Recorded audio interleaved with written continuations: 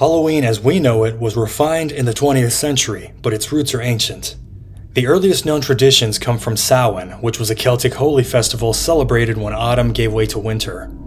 And I have no idea why it's pronounced one way but spelled like this. Between the 8th and 9th centuries, the Catholic Church undermined this pagan holiday by adding religious holidays with their own festivals around the same time of year. Those holidays were All Saints' Day, also known as All Hallows' Day, which celebrated Christian saints known and unknown. The following day was All Souls' Day, which was a day of remembrance of all Christians who had passed away. By the 9th century, All Hallows' Day was fixed to permanently take place on November 1st. Therefore, the day before All Hallows' Day was All Hallows' Evening, or in its shortened forms, All Hallows' Eve or All Halloween. Though All Hallows' Eve wasn't quite the same as the Halloween that we know and love today, it was celebrated throughout the 19th century in many countries with a majority Christian population. Because of so much Irish immigration to the United States in the 1830s and 40s, observance of this holiday became fairly common by the 1850s. That means that All Hallows' Eve was a thing during the American Civil War, and just like today, this festival day focused heavily on the theme of death and mankind's speculation of life after death. Throughout the 4 years of the war between the states and territories, the popular magazine Harper's Weekly played on the themes of All Hallows' Eve for political commentary. This political cartoon from October of 1861 depicts Confederate President Jefferson Davis as the Grim Reaper harvesting dead bodies in a cornfield. Another cartoon from October 1863 depicts Ohio Congressman Clement Vallandigham, leader of the anti-war Democrats who favored peace and coexistence with the CSA, as a pumpkin. In my research on wartime Halloween festivities, I was lucky enough to find mentions of All Hallows' Eve in California newspapers. The November 2nd, 1862 issue of the San Joaquin Republican mentions Catholic services being held in the area on All Saints' Day, with 2 specific mentions of Halloween, with an apostrophe. The December 27, 1863 issue of the Daily Alta California mentions Halloween and a correspondence description of All Saints' Day in Bois de Boulogne, France.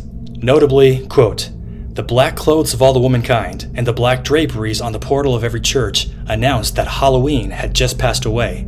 On last Sunday, there were as many dead masses celebrated as there are churches or chapels in the French Empire." End quote. Now remember, they had to take boats and their correspondents were on another continent, so yeah, sometimes it took 2 months to report on what happened during Halloween. However, an 1864 issue of the Sacramento Daily Union has an absolute doozy of an op-ed on Halloween.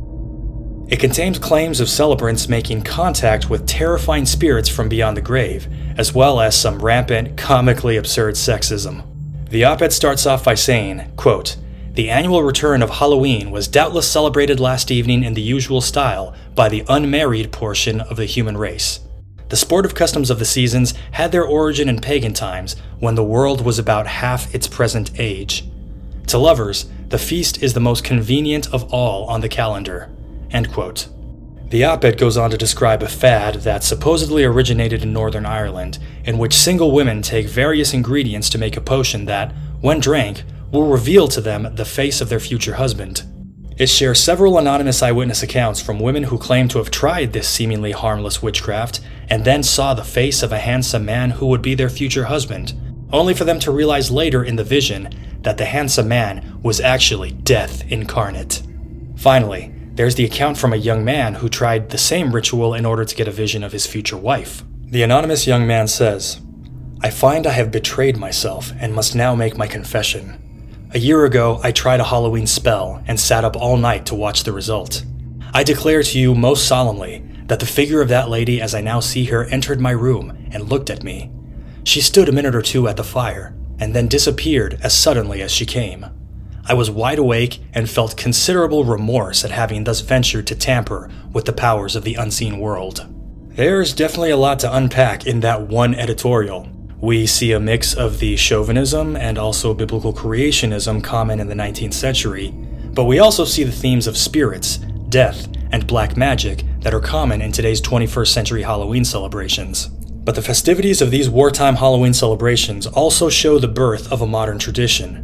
A November 1862 issue of the Daily Alta California cites a story from the Cincinnati Gazette which describes a squabble between neighbors that resulted in one of the 2 men involved murdering his rival.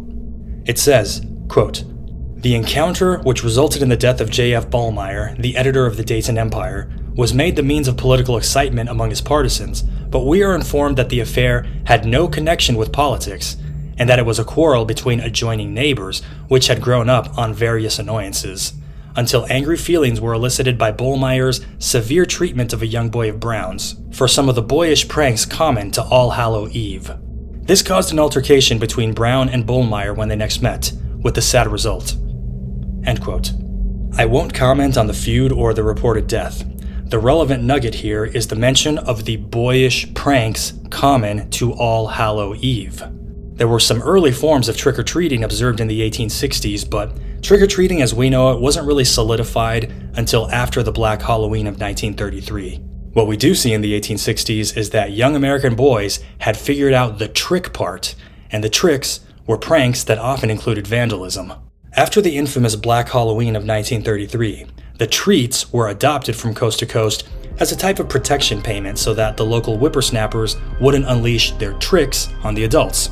I know many of you are asking yourselves if Halloween was celebrated in the camps of either army during the Civil War. Unfortunately, I have not yet found any evidence of Halloween celebrated by wartime soldiers. There's lots of evidence of soldiers celebrating Thanksgiving and Christmas during the war, but not Halloween. And it makes sense. Halloween wasn't an official national holiday or nearly as popular as the new Thanksgiving. And the biggest reason of all? Most soldiers were serving on combat deployments, so they wouldn't have gotten the night off to go party or try to contact the spirits of the dead. That's all for today. Maybe next year we'll take a dive at how the industrial-scale death and carnage of the war influenced Halloween in the post-war era. But for now, thank you for watching the Civil War Wild West Edition. Please like and subscribe because it really helps out this channel, and check out some of our new videos in case you haven't seen them. Have a happy Halloween, my wonderful audience, and be safe on the road tonight.